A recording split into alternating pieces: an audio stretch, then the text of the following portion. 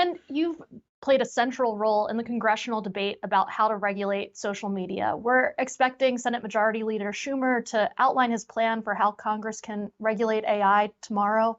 But what Hmm. lessons do you think lawmakers can learn from their attempts to regulate social media as they set their sights on AI? Great question. There's a lot of parallels. Like I mentioned before, this is a book not so much about social media, it's about opaque technological systems. So that's, in contrast, in ooh, when you run Bless through a you. rainstorm right before you go on Zoom, like that's you get yourself a cold. When on, for most of the 20th century, we had an industrial system that was largely inspectable. We could go and put a sensor outside a factory and tell that pollution was coming out of that factory. We could take a product and run tests on it and say, oh, there's lead in this product. We could take a car and we could crash it and say, this car is unsafe in the following ways. The gas tank is misinstalled, and so this car is at risk for exploding.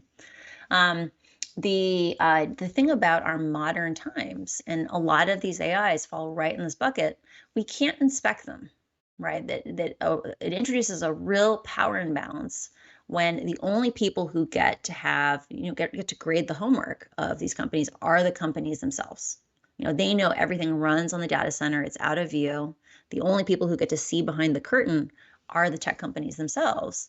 Um, that's a problem because as we saw with social media, companies cut corners.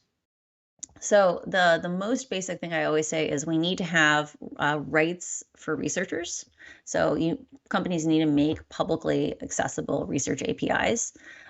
We need to, if your AI is not a consistent experience for all users, you need to give ways of doing research on that, because a huge part of what happened with Facebook or in social media in general is that every person gets a different experience.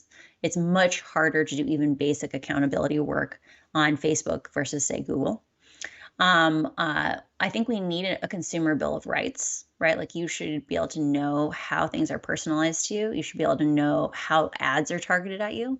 A lot of people are surprised at the idea that in China you're allowed to know what ad targeting criteria are being used to target you, but we don't have the right to know that. I think there's some things where the European Union is going in a good direction in terms of transparency about content that is generated using AI. If you're looking at an image, if you're looking at text that was written by a computer, you should know that you're not having experiences mediated by another human.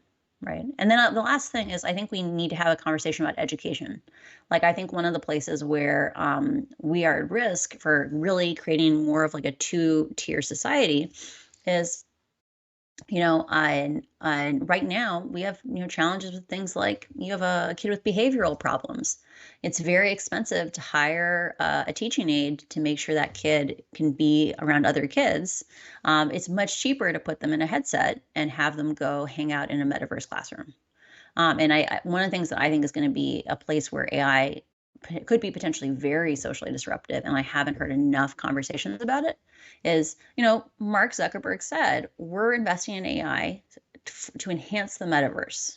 So that means is you can put on your headset and you can have what feels like an authentic relationship with this robot.